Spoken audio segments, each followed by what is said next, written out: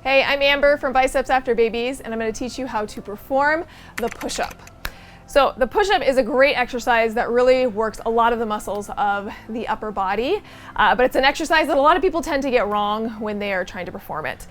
The first thing that I will say about the push-up is a lot of women especially may have a goal to be able to get a full push-up on their toes, and in order to work towards that, oftentimes they'll do things like kneeling push-ups, hoping that if they do enough of those, then that will graduate them to a full push-up. And what's really important to understand is that when you place the knees on the ground, it actually changes the movement pattern slightly, but enough that you actually are using different muscles or slightly different muscles than you're using in a full push-up. So that's the reason why you can do a ton of kneeling push-ups and still can't do a full push-up, because you're not working the same muscle groups. So I really highly suggest, if you're someone who wants to be able to get a full push-up, isn't quite there yet, isn't quite able to do a full push-up on your toes, that instead of going to kneeling push-ups, you break the exercise into two parts. You break it into part one, which is the lowering phase, the eccentric phase, and then you break it into part two, which is the concentric phase, the phase that we're like pushing our body away. And doing that and practicing those two different movement patterns is going to allow you to get stronger with the muscles you actually need to be able to perform the real push-up. So let's walk through some of the technique flaws that I see a lot of people execute when they're trying to do a full push-up. When we get into a push-up position, the first thing is that hand placement. You want your hands slightly wider than shoulder width. You can play around with whether you turn your hands out or whether you turn your hands in. You're going to get slightly different muscle recruitment when you do that. Typically, I like them mostly forward, maybe at a slight angle outward. That feels really good for me. And when you come up into that tall plank position, you want to think about your chest being between your hands. So what we don't want, and I see sometimes, is people start way back here or people start like way up here. You want that shoulder, wrist and elbow to be all straight, and think about that chest straight in between both of my hands. That's going to be a really strong position. The second thing I want you to think about as you get up into this tall plank position is squeezing your butt and squeezing your abs. It's very easy in a plank to let the abs kind of cave, and what you see is this rounding of the back where the abs aren't tight, and now I've created this lordosis in my lower back where you have this arch in my back, and my lower back isn't protected at all. So make sure you're tight. I'm squeezing my butt, I'm squeezing my legs, I'm squeezing my abs. I like to think about if there was a string attached to my back, it's like pulling my back up. That's what I'm thinking about, is that crunch of that abs to protect that lower back. So that's a really great plank position. That's where you're going to start the push-up from.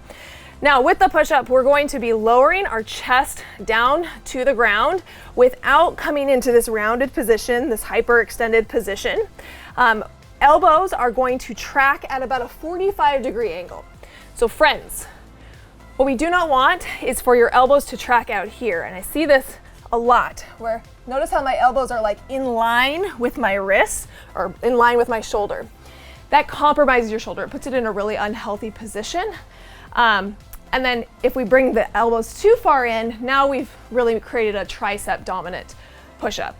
So a regular push-up is kind of going to be in the middle. It's almost at like a 45-degree angle is where you want to think about your elbows drawing back at about a 45-degree angle. So as we're coming down, we're bringing our chest down to the floor. My thighs stay off the ground and just pushing straight back up. Notice how my elbows track at a 45-degree angle, not out, not back. Notice that my thighs don't touch the ground. My chest touches the ground, and then I push back up. Coming down here and pushing back up. Now, if you can't do a full push-up, again, we're going to break that into two parts, the eccentric motion and the concentric motion. So the eccentric motion would be, you would literally do this. You'd come into a plank and you would slowly lower yourself down. You would get down here, you would get up, shake yourself off, get back up, and slowly lower yourself down again. What that's going to do is it's going to allow you to actually work the actual muscles that you need in order to perform that push-up. Once you've done that and practiced that and gotten good at that, then we can start down here and practice just the push-up. So we would get down, we get back on our belly, put those hands right under our shoulders, and work on pushing our body up. So start with just breaking the motion in the two separate motions, and eventually you're going to be able to string them together. One last thing to think about is my upper back. A lot of times, especially with females, we're not used to stretching or activating our chest.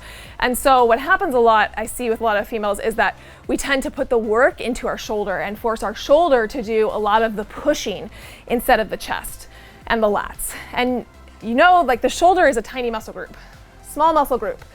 The pecs and the lats are big muscle groups. You're gonna be so much stronger if you're pushing through the lats, which are these muscles over here, they're all over your back, and then the pecs, than if you try to push with the shoulder.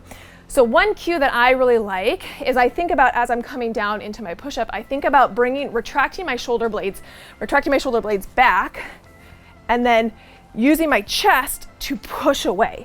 And that allows me to like activate that chest and push away. So it kind of looks like this. Coming down, my elbows, my shoulder blades come together, and then I use my chest to push away. Where's your eye gaze? Last thing, eye gaze. Please do not ever do this. And do not ever do this. My eyes are looking about 12 inches ahead, so I have a nice straight neutral spine, coming down into that push-up position and pushing up. And that is your push-up.